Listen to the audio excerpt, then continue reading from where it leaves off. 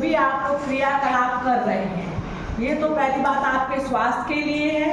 और ये जो कुछ बातें हम क्लास में नहीं बता पाते हैं, आपके कोर्स के अलावा भी आपको अपनी लाइफ अच्छा करने के लिए और इस प्रकृति और इस वातावरण को समझने के लिए जो जरूरी है बातें हैं, मान लो हम कक्षा में नहीं बता पाते हैं तो उसको आज हम लोग यहाँ पर अपने विचार साझा करते हैं। देखो, आप लोग ये जिस भी जगह पर रह रहे हो, आपके चारों ओर का जो वातावरण है आपका पर्यावरण कहलाता है। अब बताओ पर्यावरण किन किन चीजों से बना है, आपको पता है? बताइए किन किन चीजों से बना है?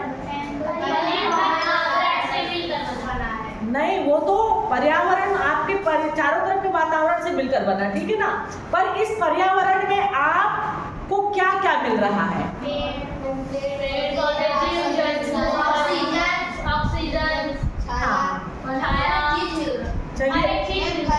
हाँ, इतना तो आप लोग जानते हैं, लेकिन पेड़ पौधों से आपको क्या लाभ है, जीव जंतुओं से आपको क्या लाभ है, और इस वातावरण में जितनी भी गैसें हैं उनसे आपको क्या लाभ है। ईश्वर ने आपको इस धरती को उससे नवाजा है, इतनी सारी चीजों से नवाजा है कि आप लोग यहाँ पर रह रहे हैं, आपके लिए अनुकूल है कि नहीं? और किसी ग्रह में है ये चीजें अभी तक चल रहा है? और कार्बन डाइऑक्साइड गैस है, नाइट्रोजन है, ठीक है, ऑक्सीजन देते हैं। अब जो ऑक्सीजन है वो आप जीव जंतुओं के लिए जरूरी है, हमारे लिए जरूरी है कि नहीं? और जो हम कार्बन डाइऑक्साइड छोड़ते हैं या बहुत सारे मतलब वाहन वगैरह चल रहे हैं या हम कोई चीज जलाते हैं तो कार्बन डाइऑक्साइड, ये पूरा जो ऑक्सीजन, नाइट्रोजन, अन्य गैसों का जो क्या कहते हैं मिश्रण है, ठीक है, इसमें ये क्या कहना चाहिए, प्रदूषित नहीं होगा? प्रदूषित हो जाएगा ना, क्योंकि इसमें कुछ परसेंटेज है। 100% में कितने परसेंट नाइट्रोजन है? 78%। अब कितने परसेंट ऑक्सीजन है? 21%। बाकी जो परसेंटेज है वो अन्य अक्रिय गैसों का परसेंटेज है, ठीक है। कार्बन मोनोऑक्साइड आती है, उसमें कार्बन डाइऑक्साइड आती है, नियॉन, आर्गन, ऐसी बहुत सारी गैसें जो वातावरण में पाई जाती है।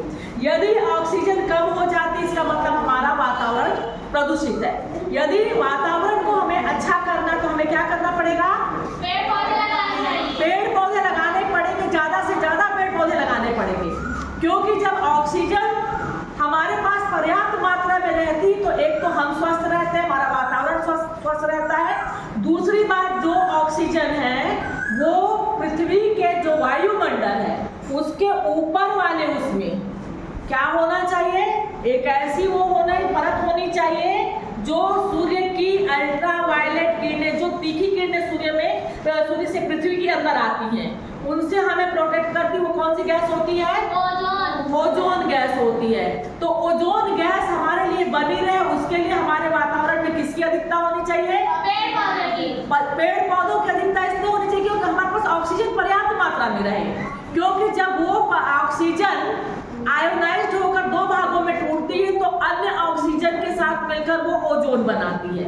ओजोन वैसे हमारे लिए कोई फायदेमंद नहीं है, यदि इस वातावरण में ओजोन रहे तो वो हमारा नुकसान पहुंचाएगी, लेकिन वो गैस क्या होती है? वायुमंडल में सबसे ऊपर चली जाती है, और वही ओजोन है जो सूर्य की किरणों से हमारे लिए रक्षा करती है। इसलिए जितना अधिक आप पेड़ पौधे लगाएंगे उतनी ही ओजोन परत जो है वो सुदृढ़ होती जाएगी, और पृथ्वी के अंदर जो भी नुकसानदायक किरणें सूर्य से आती हैं उनसे क्या करेगी? हमारी रक्षा करेगी, है ना। क्योंकि ये जो ओजोन परत कमजोर हो रही है या ऊपरी वहां पर से ओजोन परत जहां से हट गई है वहां से सूर्य की तीखी किरणें आ रही हैं और वो पृथ्वी के अंदर के वातावरण को गर्म कर रही हैं, और उस गर्म करने का क्या वो हो रहा है? हमारी पृथ्वी में जो हिमालय वाले क्षेत्र में ग्लेशियर है वो पिघल रहे हैं, ध्रुवीय क्षेत्र की बर्फ भी पिघल रही है, ठीक है। और वो कहाँ आ रही है? समुद्र में आ रही है पानी बनकर। समुद्र में जब आ रही है तो समुद्र का जल स्तर क्या हो रहा है?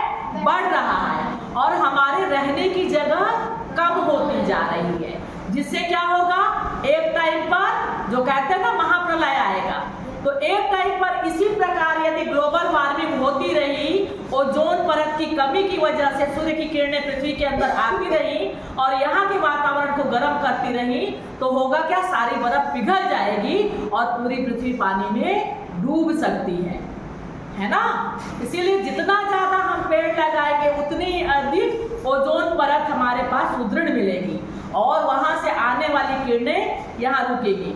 और क्या करना है आपको, इको फ्रेंडली जीवन की शुरुआत करनी है, यानी हम प्रकृति को ज्यादा महत्व दें, ना कि हम एसी कूलर तो फिर भी ठीक है, जो एसी और रेफ्रिजरेटर इससे भी जो गैसें निकल रही हैं, क्लोरो फ्लोरो कार्बन डाइऑक्साइड वगैरह, ये सब तो क्या बोलते हैं, हमें हमारे वातावरण को नुकसान पहुंचा रही हैं। तो हम ज़्यादा से ज़्यादा ये जो कार्बन डाइऑक्साइड की अधिकता को रोकें, ऑक्सीजन को हम बढ़ावा दें, मतलब पेड़ पौधे हम ज़्यादा लगाएं, जिससे हमारा वातावरण क्या हो, स्वच्छ हो, जीवन जीने लायक हो, है कि नहीं। दूसरी बात, ये तो हम अपने वातावरण के बारे में बोले, अब ज़्यादा पेड़ पौधे लगाने से, अब देखो जंगल के जंगल काट रहे हैं, तो जो जंगली जीव है भाई उनको भी रहने का, हमारे जो पृथ्वी में जितने भी जीव हैं वो एक दूसरे से जुड़े हुए हैं और सब जो जीव है एक दूसरे का भोजन भी है। ईश्वर ने ऐसी रचना दी कि हमारे लिए खाने के लिए फल फूल कंदमूल दिया है, तो जानवरों को भी, जैसे कुछ जानवर होते हैं शाकाहारी होते हैं, कुछ सर्वाहारी होते हैं और कुछ केवल मांसाहारी होते हैं। तो जो मांसाहारी जानवर हैं जैसे शेर है, चीता है ना, और बहुत सारे जंगली जीव ऐसे हैं जो केवल मांस पर निर्भर करते हैं, तो उनके लिए क्या चाहिए, जंगल में छोटे छोटे जीव चाहिए ना, वो हिरण खरगोश ये 3 तरह के जीवों पर निर्भर करते हैं, जिनको वो मार कर खा जाते हैं।